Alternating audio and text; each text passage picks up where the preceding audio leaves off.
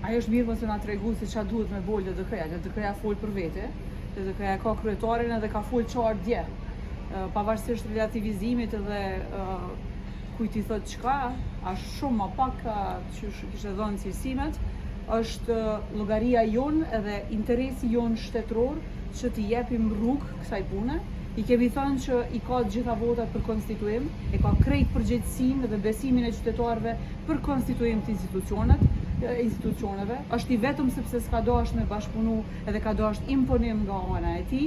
Tash jemi në pozita të reja, jemi në pozicione të reja edhe e lusim atë që ta thret le ta konstituon seancën edhe ta bëj qeverinë. E pastaj për presidentin e kemi dëshmuar gatishmërinë tonë që të marrim pjesë në bisedime për ta zgjedhur një president konsensual ndërpartijak, ku pajtohemi, dialogojmë edhe gjejmë personin i cili i plotson kushtet për të qenë garantuesi kushtetshmërisë edhe unitetit qytetar. A ka kthim prapa për LDK-n, diçka që mund ta kthejë në tavolinë bisedimesh për diçka që s'është për një president konsensual? Kemi qenë tepër qartje, e kemi mbyllë këtë temë edhe presim konstituim të menjëhershëm, edhe jo kontribuim të një situate me tejkalim të afateve kushtetuese, me na sfidu krejt sistemin tonë politik edhe krejt sistemin tonë kushtetues, për çka? Nëse i ka numrat, ja kam besu qytetarët, hajde bëje kuvendin, edhe bëje qeverinë, na po e dëshmojmë krejt partitë që dojmë ardhë në seancë, me konstituu kuvendin, ta kthejmë funksionalitetin e shtetit tonë. S'ka asnjë arsye përveç se papërgjegjësia e tij. Papërgjegjësia e një njeriu nuk mundet me qenë bllokues i pakufishëm i institucioneve tona. Edhe tash po i bëjmë thirrje edhe një herë që të vje edhe ta konstituoj kuvendin, fillimisht qeverinë pastaj shkojmë tek presidenti. Zotëria Lushaku, kemi parë që edhe PDK-ja edhe Aleanca vazhdimisht janë duke i përsëri këto thirrjet për seancë çdo 48 orë, edhe ata sot kanë qenë pranishëm, mirë po LDK nuk është aty. A do t'ju tash tutje, domethënë pasi që po thuani që janë qëndrime të reja të LDK-s, a do të jeni tani bashkë me PDK-n dhe Aleancën në këto themi aktivitete që po i bëjnë ose aksione? Aktivitetet politike, secila parti politike i llogarit për vete dhe e sheh pastaj ndikimin.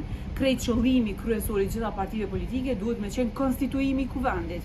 Edhe aktivitetet politike që nuk e sjellin konstituimin e kuvendit nuk kanë ndonjë rezultat. Prandaj ne po i bëjmë thirrje, si t'jemi aty, si jemi këtu, jam në kuvendin e Kosovës, po i bëj thirrje që ta konstituoj kuvendin menjëherë. Normalisht që ne jemi të kujdesshëm, i kemi mjetet tona, si LDK i kemi mjetet tona të presionit edhe të veprimit tonë politik, por gjithsesi i bashkohemi kauzës që kuvendi të jetë i konstituuar sa më shpejt që është e mundur. A keni pranuar ndonjë ftesë për takim të tash pas qëndrimeve tuaja të nga zotëri Kurti, apo do të vazhdoni takimet tash vetëm për çështjen e bisedimit?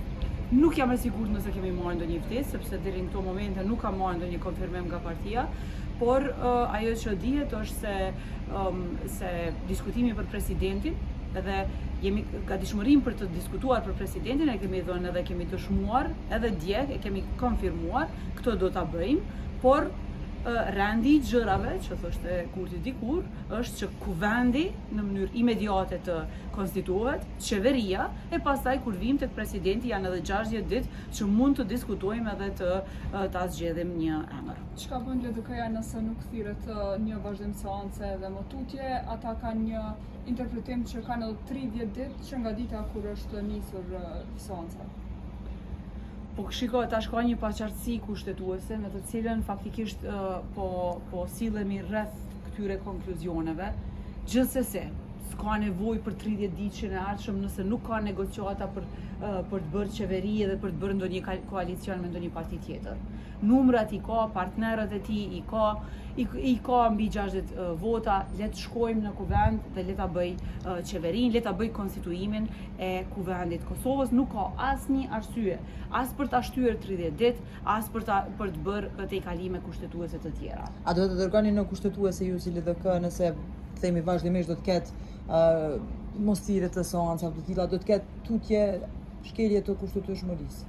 Si parti, gjithsesi do t'i përdorim të gjitha mjetet tona edhe juridike për t'i adresuar këto paqartësi kushtetuese. Por është tepër e rëndësishme që çështjet të cilat janë gjykuar një herë në gjykatën kushtetuese